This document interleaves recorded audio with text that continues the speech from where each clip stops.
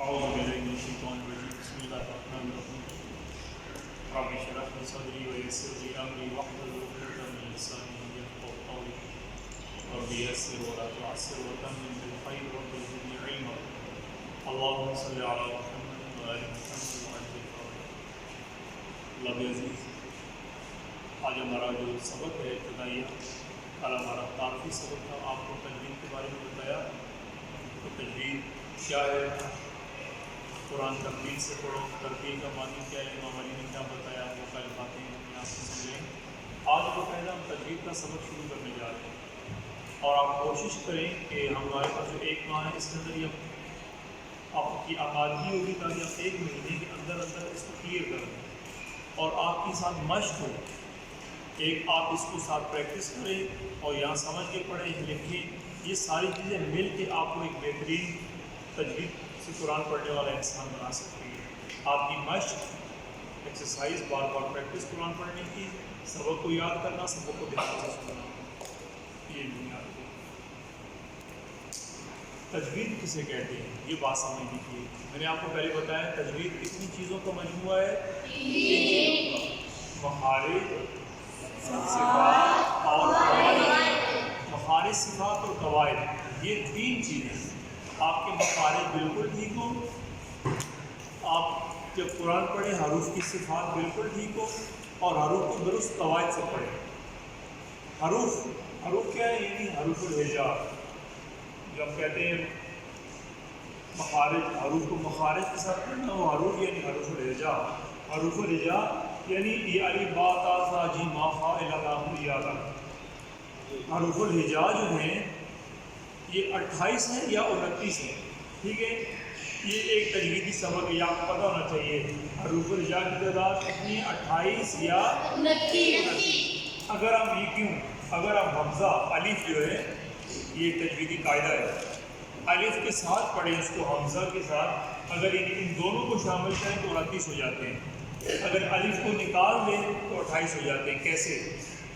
عرب میں جو عربی گرامر ہے جو آپ قرآن پڑھیں گے، اس میں یہ الف یہ حروف میں کیسے آتا ہے؟ یہ تب آتا ہے، اس کو ہم پڑھتے ہیں حمزہ، یہ خالی الف ہے، یہ خالی کیا ہے؟ الف ہے، لیکن اس الف کے اوپر جب زبر، زیر اور پیش ہو جاتی ہے، یہ کیا ہو جاتا ہے؟ شاباش، یہ حمزہ بن جاتا ہے۔ اس کو اگر الف سے بڑا الف پہلے ہم وہ پڑھ دیتے، لیکن عرب قواعد میں اس کو پڑھتے ہیں حمزہ زبرا، حمزہ زیری، حمزہ پیش، اور اس طرح یہ بھی حمزہ زبرا، حمزہ زیری، حمزہ پیش۔ تو دونوں حمزہ ہیں، دونوں کا کام حمزہ والا ہے، شکل الگ الگ ہے، چلیے۔ لیکن خالی ہو یہ کیسے؟ جیسے کوئی مثال دے، کون سی مثال دے؟ الناس، الناسو، یہ ان حمزہ زبر، حمزہ زبر ان زبر انا، یہ الف نہیں ہے بلکہ حمزہ ہوگا۔ اس میں الف کون سا ہے؟ یہ والا جو الف ہے یہ الف ہے، جس پہ کوئی زیر زبر پیش نہیں ہوتی، جس پہ کوئی زیر زبر پیش نہیں ہوتی وہ الف ہوتا ہے، خالی ہوتا ہے، اور جس پہ حرکت ہوتی ہے وہ حمزہ ہوتا ہے۔ یہ بھی بات۔ اب آتے ہیں سبق کی طرف۔ تجوید کیا ہے؟ مخارج، صفات اور قواعد کو یاد قرآن پڑھنا، یعنی آپ کے مخارج بھی ہو، صفات بھی حروف سب صحیح ہے، قواعد بھی۔ مخارج کیا ہے؟ مخارج اصل میں مخرج سے نکلا ہے۔ مخارج کس سے نکلا ہے؟ مخرج، مخرج یہ اس کا بعد ہے خارج یا خروج، اس کو کہتے ہیں نکلنا۔ خارجہ کسی کو عرب میں کہتے ہیں خارجہ، وہ نکل گیا۔ ہم کہتے ہیں نا وہ نکلا، لیکن عرب میں کہتے ہیں وہ نکل گیا، وہ کہتے ہیں خارج ہو گیا۔ جیسے ہم کہتے ہیں کہ یہ بچہ اسکول سے خارج ہو گیا، یعنی اسکول سے نکال دیا، خارج نکلنے کو کہتے ہیں، خارج نکل گیا۔ تو مخارج مخرج کی جمع ہے، اور مخرج کہتے ہیں نکلنا یا نکلنے کی جگہ، نکلنے کی مخرج کہتے ہیں یا نکلنا یا نکلنے کی جگہ۔ سبق میں اس کو کہتے ہیں حروف نکلنے کی جگہ۔ مخرج یعنی حروف نکلنے کی جگہ۔ کون سے حروف نکلنے کی جگہ؟ یہ والے جو الف با تا ثا جیم جہاں سے نکلتے ہیں اس نکلنے کی جگہ کو کیا کہتے ہیں؟ مخرج. کیا کہتے ہیں؟ جہاں سے یہ حروف نکلتے ہیں الف با تا سا، یہ جو سے نکلتے ہیں اس کو کیا کہتے ہیں؟ جگہ کو مخرج. مخرج یعنی نکلنے کی جگہ. کیا نکلنے کی جگہ؟ حروف نکلنے کی جگہ. یہ بات سمجھ آ گئی؟ ٹھیک ہے.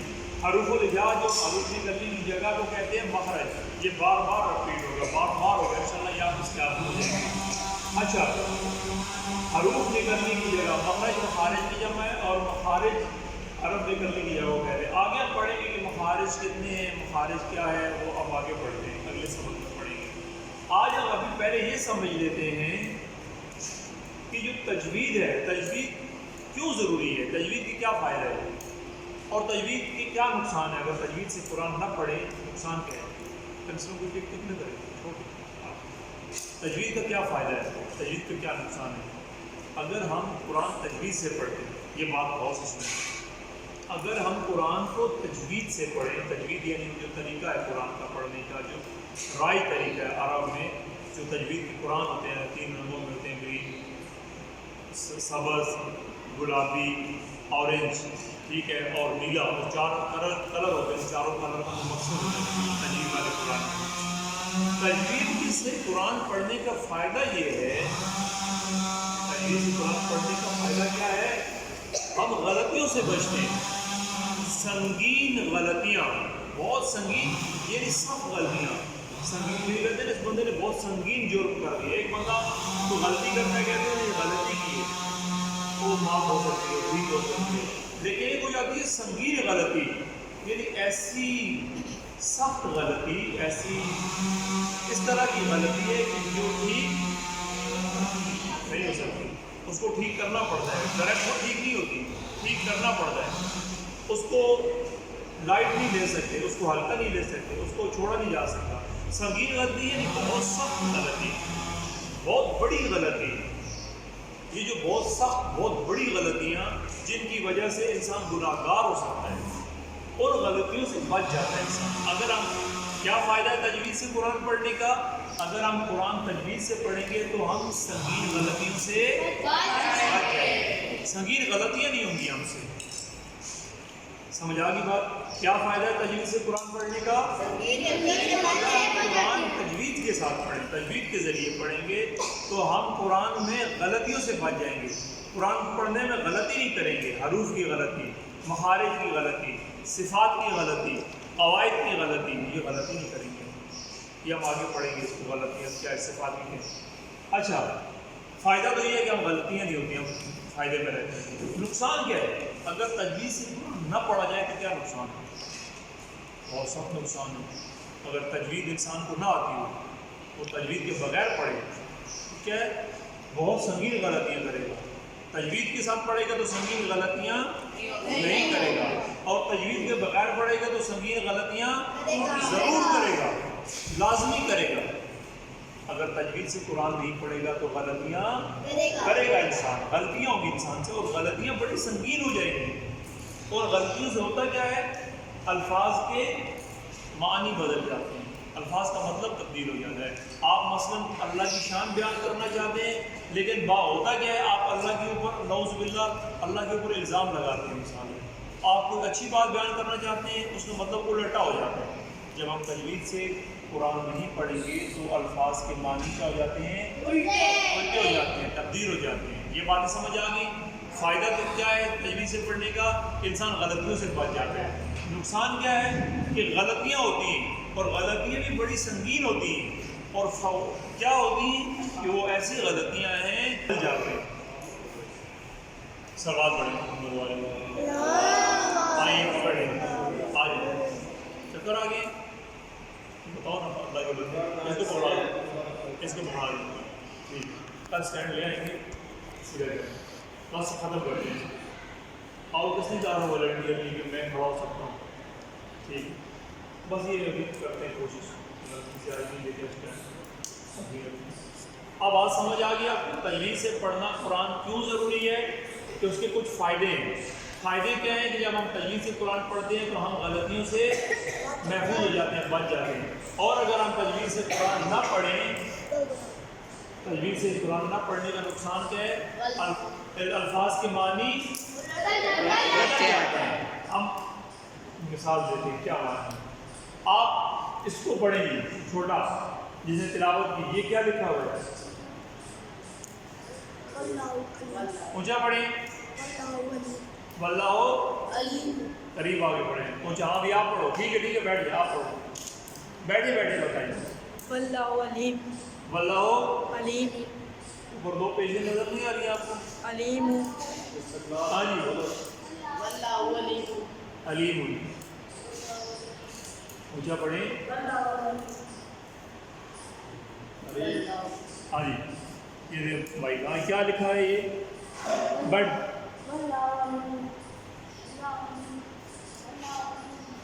واللہ علیم. علیم یہ لکھا ہوا ہے. واللہ علیم. علیم لکھا ہوا ہے. بھائی علیم لکھا ہوا ہے، صحیح ہے، یہ لکھا ہوا ہے. تو پھر یہ کیا لکھا ہوا ہے؟ واللہ علیم. ہے. یہ بھی پیش ہی ہے علیم. ٹھیک ہے، یہ کیا لکھا ہے؟ واللہ علیم. علیم. یہ کیا ہے؟ واللہ علیم. علیم. آپ نے دونوں کو ایک ہی طرح کیوں لکھا ہے جبکہ دونوں کی شکل و صورت الگ ہے؟ یہ آئین کے ساتھ ہے، یہ حمزہ کے ساتھ ہے. آپ نے دونوں کو ایک ہی جیسا کیوں پڑھا ہے؟ کس وجہ سے؟ ابھی پڑھیں گے مخارج، حلقی مخارج جو حلق سے نکلتے ہیں، 6 مخارج وہ کیسے ہیں وہ بعد میں آپ کو آئے گا. اب یہ ایک آپ نے کہا کہ واللہ علیم، دوسرا بھی آپ نے کہا کیا لکھا؟ واللہ علیم. آپ ابھی جوان تیز نہ لگائیں. آئیے یہ واللہ علیم. واللہ علیم. یہ کیا بات ہوگی؟ یہ کیوں آپ ایسا پڑھ رہے ہیں؟ کیا وجہ ہے؟ اس کی وجہ یہ ہے کہ آپ نے تجوید سے قرآن نہیں پڑھا ہوگا. یہ اگر آپ پڑھتے ہیں واللہ علیم، اس کو بھی پڑھتے ہیں واللہ علیم، اس کا کیا معنی لکھا ہوگا؟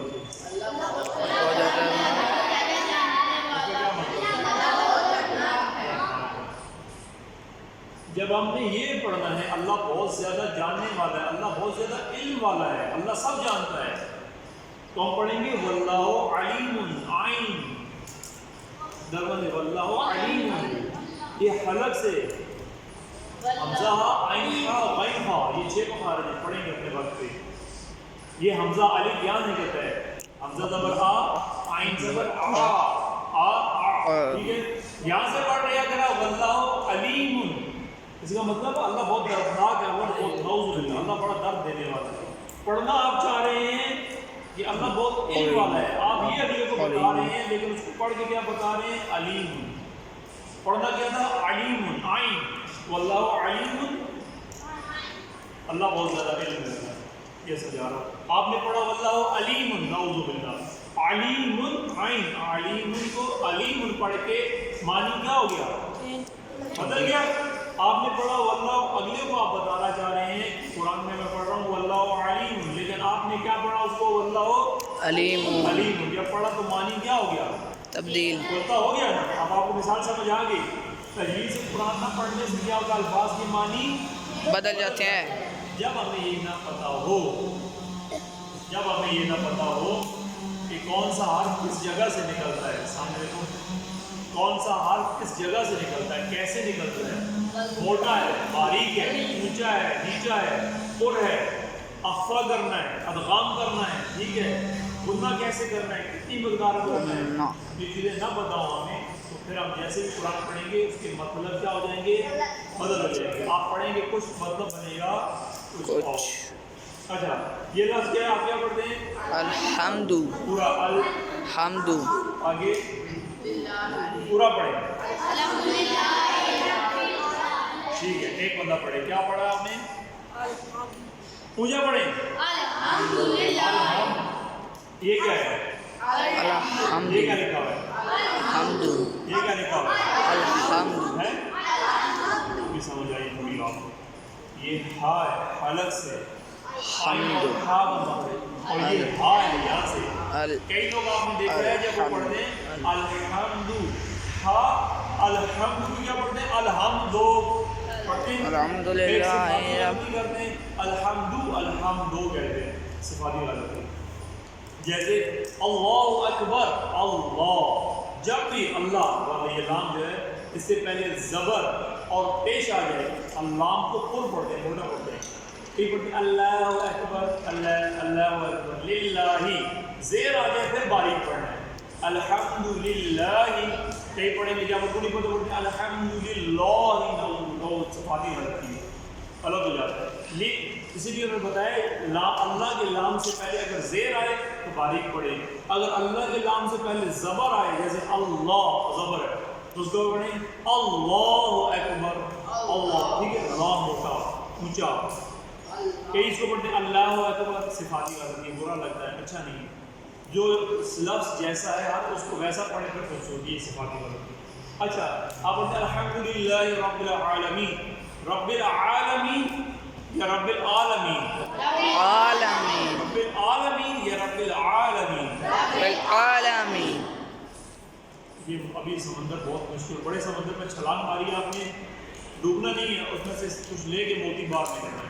یہ آئین کا مخرج اگر ٹھیک نہ ہو مطلب کیا ہو جاتا ہے الرحمن الرحیم مالک یوم الدین إياك نعبد وإياك نستعين اهدنا الصراط المستقيم صراط الذين أنعمت یہ بھی انعام تھا اور یہ بھی انعام تھا. یہ کیا ہے أنعمت انعمت, عین انعمت, اور یہ انعام تھا. اس کو کس صورت میں پڑھیں مطلب کچھ اور ہوگا, درست پڑھیں گے. یہ ہے سمجھ آ گئی, یہ ہے تجوید پڑھنے کا فائدہ اور یہ ہے تجوید نہ پڑھنے کا نقصان. تجوید نہ پڑھنے سے کیا ہو جاتا ہے, انسان گناہ گار ہو جاتا ہے اللہ کی بارگاہ میں. ثنا کی بجائے, شان بیان کرنے کی بجائے اللہ کی انسان برائیاں شروع ہو جاتی ہیں. یہ کرنے سے انسان فائدے کی بجائے ثواب کی بجائے جب اٹھتا ہے تو اپنی جیب میں کیا لے کے جاتا ہے, گناہ اور عذاب. لوگ خوش ہوتا ہے کہ میں ثواب دے رہا ہوں, ثواب دے رہا ہوں, ثواب کی بجائے گناہ ہوتا ہے. یہ ہمارا سبق, اس کو سمجھیں. خلاصہ یہ ہے کہ تجوید مخارج صفات اور قواعد سے قرآن پڑھنا. اگر آپ مخارج صحیح نہ ہوں, صفات صحیح نہ ہوں, قواعد صحیح نہ ہوں تو ہمارا قرآن پڑھنا غلط ہو جاتا ہے. کیا ہو جاتا ہے, غلط ہو جاتا ہے. تجوید پڑھنے سے ہم غلطیوں سے بچ جاتے ہیں, لیکن اگر تجوید سے قرآن نہ پڑھیں تو ہم غلطیاں ہوتی ہیں اور سنگین غلطیاں, اور کیا ہوتا ہے الفاظ کے معنی بدل جاتے ہیں, تبدیل ہو جاتے ہیں. اس کی مثال ہے, ٹھیک ہو جائے مخارج مخرج کی جمع ہے اور مخرج کا معنی نکلنے کی جگہ, یہ ہم انشاءاللہ اگلے سبق میں پڑھیں گے. والسلام علیکم ورحمۃ اللہ وبرکاتہ.